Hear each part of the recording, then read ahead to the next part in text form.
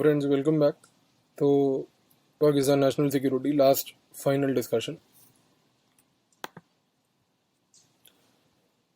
Pakistan policy में ये बोलता है कि in addition indigenisation of defence production, increased capabilities in network centricity, battlefield awareness, electronic warfare capabilities and other force multipliers will be prioritise. एक बात बताइए, पूरी पॉलिसी में आपने एक नाटक रचा। नाटक क्या था कि भैया we want regional stability, we strive for regional peace. अगर आप रीजनल स्टेबिलिटी चाहते हैं, रीजनल पीस चाहते हैं, अगर आप बार बार ये बोल रहे हैं कि भैया हमें जो है न्यूक्लियर वेपन होने के बाद एक तरीके से डेटरेंस पूरे साउथ एशिया में मेंटेन हो चुका है, तो फिर आप अब इन एक तरीके से ये वाली टेक्नोलॉजीज में जो एक तरीके से डिस्टर्बिंग टेक्नोलॉजीज हैं उनमें इन्वेस्टमेंट क्यों कर रहे हैं? अभी आप इंडिया पे ब्लेम डाल रहे थे, अभी आप इंडिया को बोल रहे थे, अभी हमने पिछले वीडियो में देखा कि India is undertaking investment in technologies that are likely to disturb the regional peace. Sir, जो डिसरप्टिव टेक्नोलॉजी में इन्वेस्टमेंट आप कर रहे हैं उससे रीजनल पीस डिस्टर्ब नहीं होगा। आप नेटवर्क सेंट्रिसिटी कर सकते हैं, आप मोज़ेक वॉरफेयर कर सकते हैं, आप बैटलफील्ड अवेयरनेस पे इन्वेस्टमेंट कर सकते हैं, इलेक्ट्रॉनिक वॉर कैपेबिलिटी बना सकते हैं, लेकिन अगर वही इंडिया करे तो वो disruptive technology to disturb regional peace होगा। अरे पाकिस्तान, कुछ तो शर्म कीजिए, इतना भी कॉन्ट्राडिक्टरी स्टेटमेंट मत दीजिए कि एक एक स्टेटमेंट आपका जो है पूरे पॉलिसी को ही काउंटर करता जाए। कुछ तो शर्म कीजिए आप। उसके बाद सबसे इंपॉर्टेंट वर्ड ध्यान दीजिए, यहां पर पाकिस्तान बोल रहा है कि एन अदर फोर्स मल्टीप्लायर्स। अगर आप एक जगह पर फोर्स मल्टीप्लायर्स को एक्सप्लोर करेंगे तो आप केवल हम लोगों को ये समझा दीजिए कि वो फोर्स मल्टीप्लायर जो आप डिसरप्टिव टेक्नोलॉजीज में एक तरीके से एक्सप्लोर करेंगे उससे रीजनल स्टेबिलिटी कैसे मेंटेन होगी।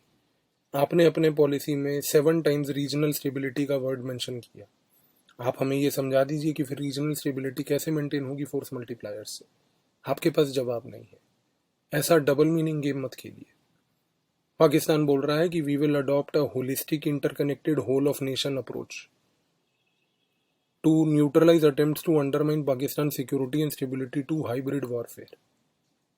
Whole of nations approach में मतलब ये हो गया कि we will use all elements of our national power plus a synchronized approach of the government along with the instruments of national power to ensure कि पाकिस्तान की सिक्योरिटी और स्टेबिलिटी हाइब्रिड वॉर से अंडरमाइन ना हो।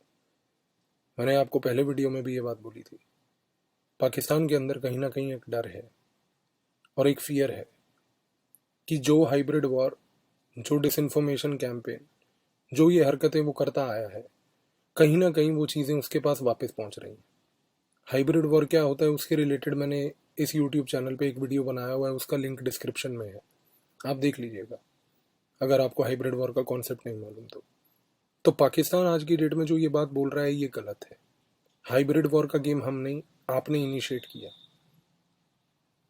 आपको उससे इनसिक्योरिटी नहीं होनी चाहिए। अब Pakistan should strengthen and enhance space-based technology and its application to meet future challenges to combat disinformation. पहले अपने यहाँ पर 24 घंटा इलेक्ट्रिसिटी सप्लाई पर लो। ऐसा ना हो कि कहीं सैटेलाइट उड़ाने के टाइम पे, रॉकेट के लॉन्चिंग के टाइम पे पावर कट हो जाए और वो उड़ते उड़ते ऐसा मुरझा जाए, आपके मुरझाए हुए पोस्चर जैसा। बोल रहे हैं कि स्पेस बेस्ड टेक्नोलॉजी को स्ट्रेंथन और इनहेंस करेंगे। शर्म है। Its application to meet future challenges to combat disinformation.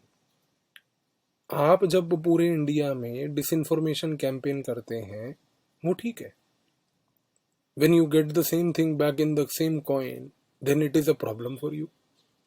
Then the question is why did you initiate it in the first place and influence operations while enhancing information and cyber security, data security, surveillance capacity.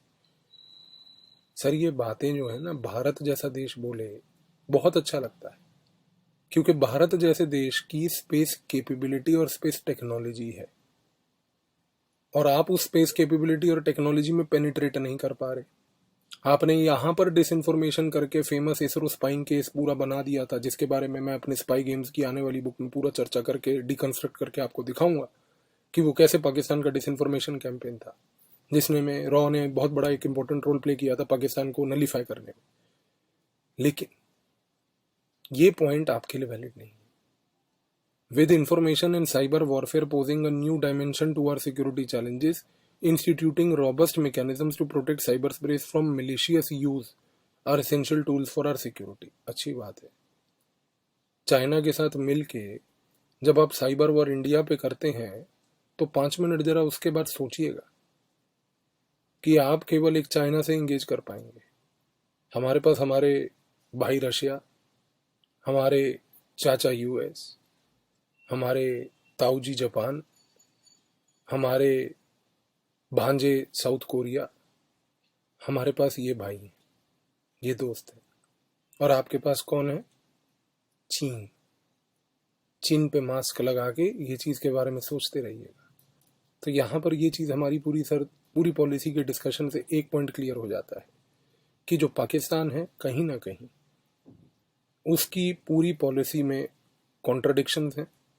Contradictions के सिवाय हमने एक बड़ी important चीज़ observe करी कि जो points उसने India के खिलाफ उठाए वो पॉइंट्स में कोई क्रेडिबिलिटी और स्ट्रेंथ नहीं है, और कहीं ना कहीं उसने उन चीज़ों का एक्सेप्टेंस किया, like use of cost effective options, जो इंडिया हमेशा से बोलता आ रहा था पूरे वर्ल्ड को।